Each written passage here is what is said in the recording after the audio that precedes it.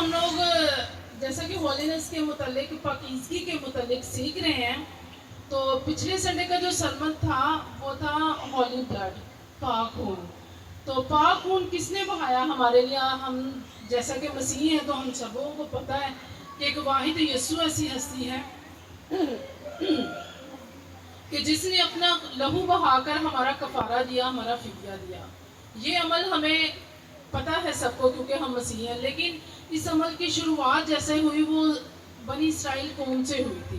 خداوند نے کیا کیا تھا؟ خداوند نے کہا تھا کہ تم اپنے گھروں کے باہر اب برے کا لہو لگانا۔ سب لوگ اسرائیلی جو تھے، جتنے اسرائیلی تھے، صرف اس خون کی وجہ سے بچائے گئے تھے۔ مصریوں کے سارے پہلوٹے مارے گئے، کیا ان کے جانوروں کے کیا بچوں کے، لیکن اسرائیلیوں کا ایک بھی بچہ نہ مارا گیا۔ کیوں؟ کیونکہ انہوں نے برے کا لہو لگایا ہوا تھا۔ اور خداوند ان کو حکم دیا تھا کہ تم فسح کی عید منانا، اور فسح کی عید جب منائی جاتی تو اس میں قربانی دی جاتی۔ تو خداوند یسوع نے ہمارے لیے کیا کیا؟ اپنے لہو کو قربان کیا۔ جب ہم پیدائش 15 باب کو دیکھتے ہیں تو اس میں ہمیں پتہ چلتا ہے کہ اس بات کی پہلے سے ہی پیشن گوئی ابراہیم کے ساتھ ہو چکی تھی کہ تیرے لوگ قید میں سے چھڑائے جائیں گے اور وہ 400 سال قید میں رہیں گے اور پھر ان کو میں آزاد کراؤں گا۔ یہ پیشن گوئی ابراہیم کے ساتھ پہلے ہی ہو چکی تھی۔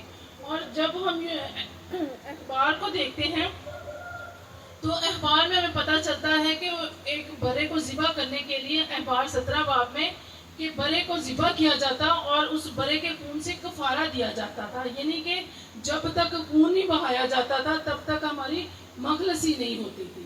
تو مخلصی کے لیے ہمیں کیا کرنا پڑتا تھا؟ خون دینا پڑتا تھا، کیونکہ خون میں جان تھی، اور جب تک جان نہ دی جاتی تب تک کفارہ ادا نہیں ہوتا تھا۔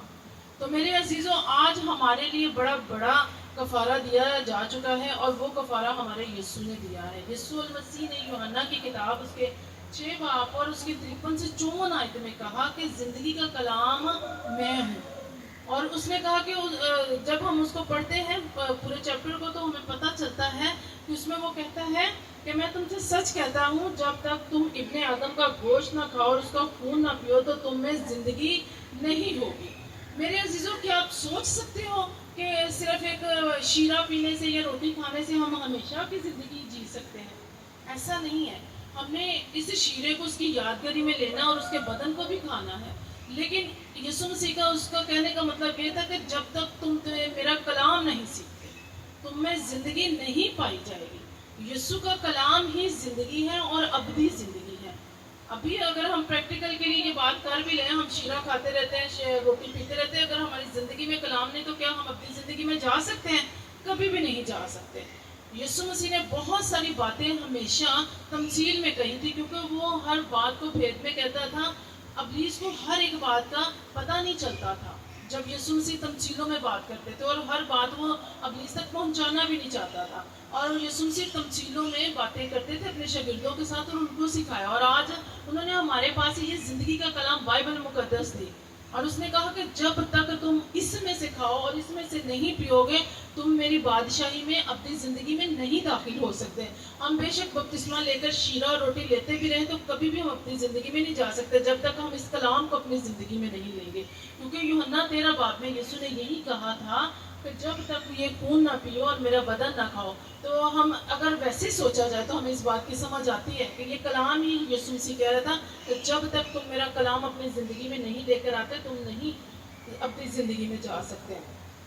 اسی طرح سے میرے عزیزو، جب ہم ایک پاک میں لیتے ہیں، ایک خون کو پیتے ہیں یسوع المسیح کے، تو ہم اپنی زندگی میں جاتے ہیں۔ لیکن جب ہم مکاشفہ کی کتاب 18 باب اور اس کے 3 باب میں دیکھتے ہیں تو وہاں ہمیں یہ بھی پتہ چلتا ہے کہ ان بادشاہوں نے حرام کاری کی مے پی۔ جب ہم ابلیس کے پیالے میں سے پیتے ہیں تو پھر ہماری زندگیاں جو ہوتی ہیں تباہی کی طرف جاتی ہیں۔ آج ایسے بہت سارے لوگ ہیں جو تباہی کی طرف جا رہے ہیں۔ اگر ہماری کرسچینٹی کو دیکھا، ہم اس چیز کو سوچ لیتے ہیں کہ فلاں چرچ ہے فلاں چرچ ہے، لیکن اس بات کو اب دیکھا کریں کہ کہاں پہ ایک پاک کلام اچھے طور سے آپ کو دیا جا رہا ہے۔ اگر آپ کی زندگی میں خدا کا خون، خدا کا کلام پراپر طور سے نہیں پہنچ رہا تو آپ اپنی زندگی میں نہیں جا سکتے۔ جب ہم یہاں پہ مکاشفہ حرام کاری کی میں کی بات کرتا ہے مکاشفہ کی کتاب میں، تو ہمیں پتہ چلتا ہے کہ وہ ابلیس کے پیالے میں سے پینے کی بات کرتا ہے. تو ابلیس کا پیالہ یہ جھوٹی تعلیم اور یہ بہت ساری بدعتوں والی تعلیم، فقیہ اور فریسیوں نے بدعتوں والی تعلیم لی ہوئی تھی. وہ خود تو ایسا کچھ کرتے نہیں تھے، اور کیا کرتے تھے، بدعتی باتوں پر عمل کرتے تھے.